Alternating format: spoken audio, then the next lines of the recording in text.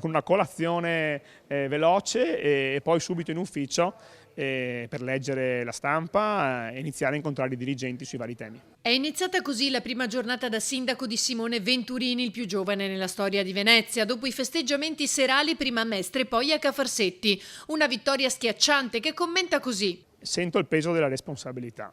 Ho avuto un grande risultato in termini di voti, questo vuol dire molte aspettative da parte dei cittadini e questo vuol dire per me un grandissimo lavoro da fare per non tradirne neanche una e quindi sarà la cosa più importante. Hanno eletto tra vari nomi il sindaco di Venezia, scegliendolo tra quelli forse che ritenevano più adatti a governare la città, per esperienza, per conoscenza del territorio e anche per approccio abbastanza semplice. Io sono, come mi vedete, tendo a dire le cose che penso, ma tendo anche a essere molto alla mano e molto disponibile, tant'è che molti dei cittadini mi chiamano Simone, mi fermano per strada e mi dicono Simone, sindaco, Simone, sindaco. Ancora nessuna decisione sulla nuova giunta, ma Venturini ha già le idee chiare sui primi passi da fare. L'idea è rendere la macchina operativa il prima possibile, lavoreremo molto sulle competenze e a tutti chiederò un impegno senza risparmiarsi, perché davvero governare Venezia è un privilegio, ma è anche un grande sacrificio. Le prime 3 cose che ha intenzione di fare.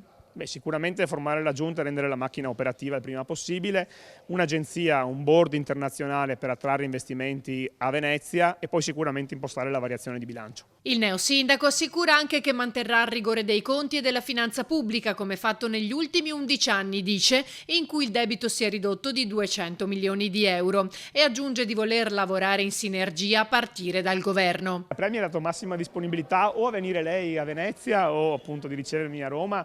Ed è molto utile questo perché Venezia è una città che ha molti temi legati a una dimensione nazionale e alcuni temi legati a una dimensione regionale. Pensiamo solo al tema del governo delle acque, del tema della salvaguardia di Venezia, del MOSE, delle manutenzioni, del porto.